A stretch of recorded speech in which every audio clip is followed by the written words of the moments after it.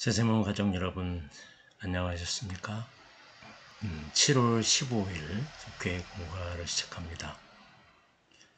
우리가 늘 말씀드렸습니다만 가능하면 9월부터 우리 속회를 제대로 드렸으면 하는 그런 마음인데요. 지금 재확산이 일어나고 옛날보다 더 속도가 빨라진다고 하니까요.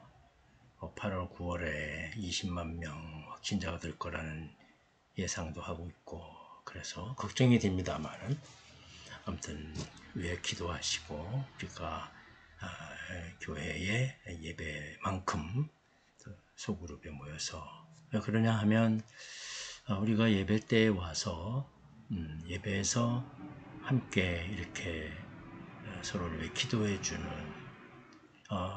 몇 명이라도 말이죠. 그런 모임들이 예배 때 할 수 없기 때문에 이 속회 때 모여서 서로를 위해 기도해 주는 거 참 매우 중요한 일이라고 봅니다.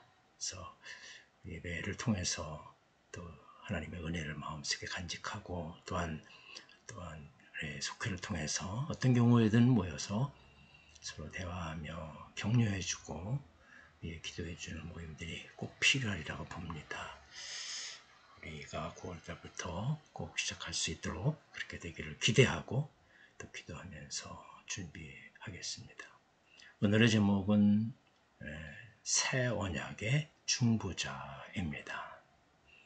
한 주간의 삶을 함께 나누고요. 모여서 조용한 기도 드리고 찬송하고 또 대표기도 하고 난 다음에 오늘의 말씀은 히브리서 8장 6절부터 13절입니다. 말씀을 제가 읽어드립니다. 그러나 이제 그는 더 아름다운 직분을 얻으셨으니 그는 더 좋은 약속으로 세우신 더 좋은 언약의 중보자시라.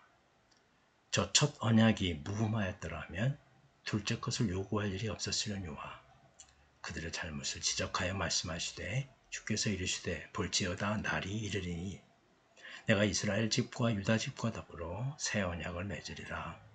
또 주께서 이르시기를 이 언약은 내가 그들의 열조의 손을 잡고 애굽 땅에서 인도하여 내던 날에 그들과 맺은 언약과 같지 아니하도다.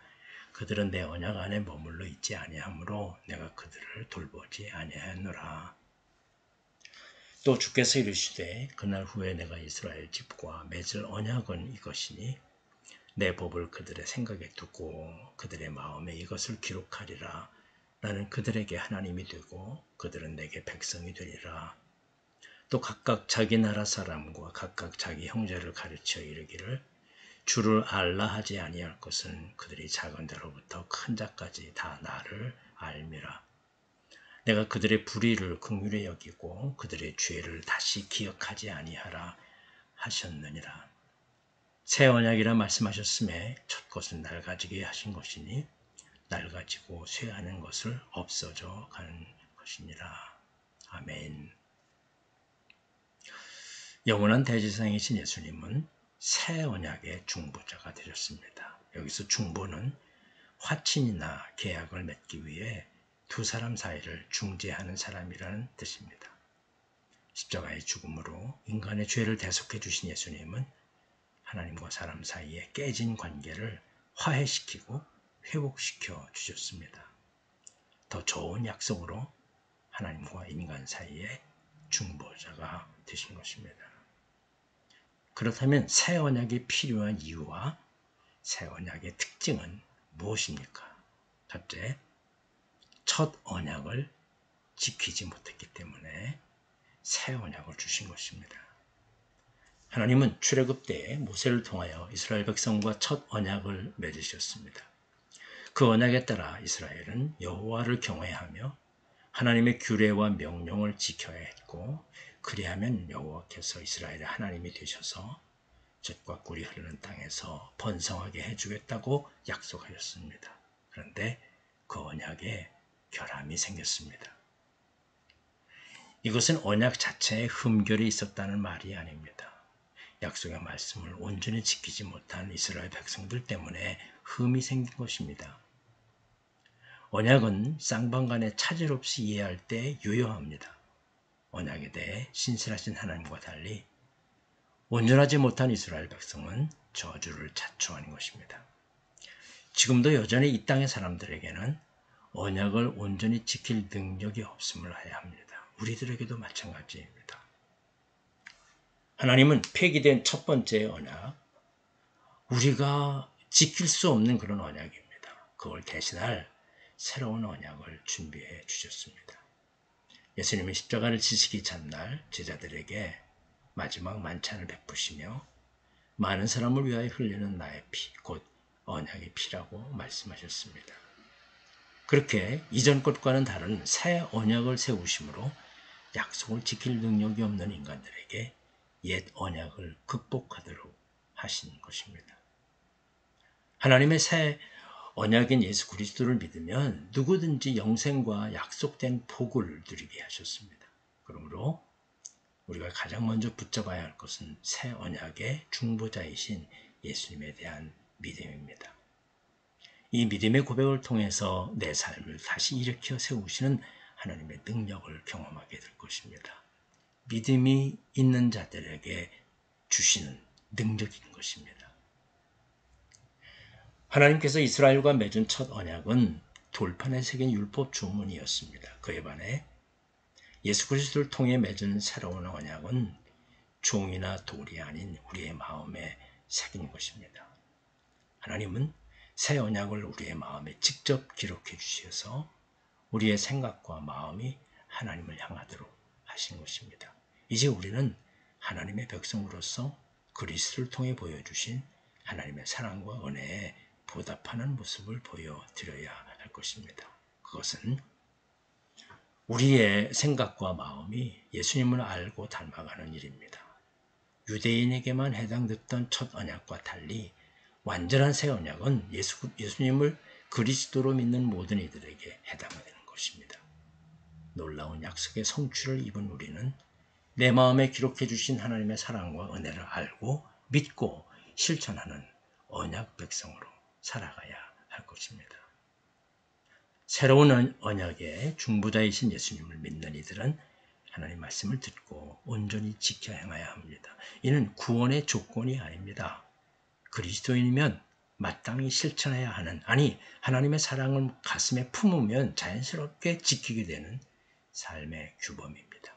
더 좋은 약속, 더 큰 은혜에 대한 감사와 기쁨 가운데 하나님 말씀을 따르는 우리가 되기를 바랍니다. 아멘.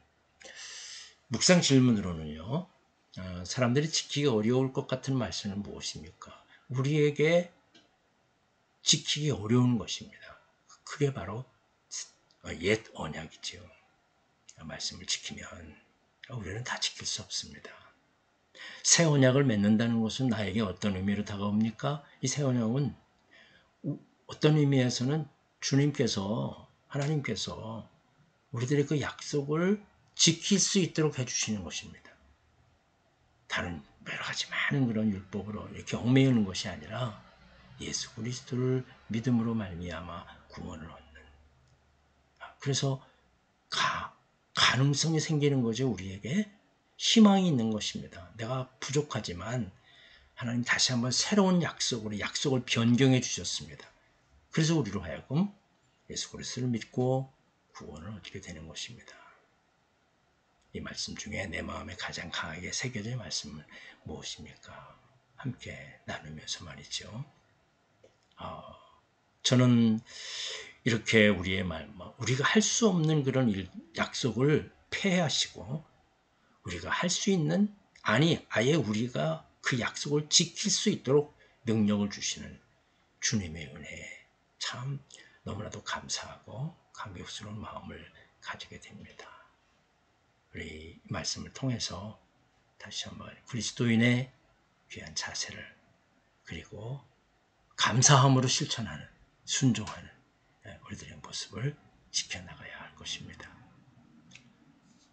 삶의 적용으로는 주님은 소망 없던 우리의 삶에 새로운 언약을 주심으로 다시금 기회를 주셨습니다. 그렇습니다. 우리 다 지킬 수 없습니다. 그것 가지고 우리가 구원받을 수 없습니다. 우리 이 새 언약, 예수 그리스도를 믿는 믿음으로 구원을 주시는 이 새 언약을 우리 믿음으로 실천하고 그리고 생활 속에서 예수 그리스도를 믿는 그런 굳건한 믿음으로 이 세상의 빛과 소금의 사명을 감당하는 우리들이 되어야 할 것입니다. 이렇게 중보 기도를 하고요. 우리 처음에 나눴던 그런 삶의 기도의 제목들 또 문제들 함께 놓고 들어가면서 함께 기도하고 뭐 중보 기도는 여러 가지 방법이 있을 것입니다. 함께 더 의논하고 또 함께 나누면서 이 시간에 참 귀중할 것입니다. 중보 기도를 위해서 속회 공부가 필요하니까요. 그래서 힘을 얻고 다시 한번 서로 기도해주는 뿐만 아니라 한 주간 동안 이 기도의 제목들을 늘 간직하고 서로를 위해서 기도해 줄 수 있는 그런 우리가 됐으면 좋겠습니다. 오늘 공부와 찬송과 주기도문으로 마치면 되겠습니다. 아무튼 개인적으로 우리 방역에 더 조심하고 말이죠. 교회도 마찬가지고요. 그리고 9월 이후에는 교회 전체의 시스템이 정상적으로 돌아가도록 준비하고 기도하고 또 그렇게 할 수 있도록 우리 준비하면서 다 열심을 다해서 회복하는 우리가 모두가 되기를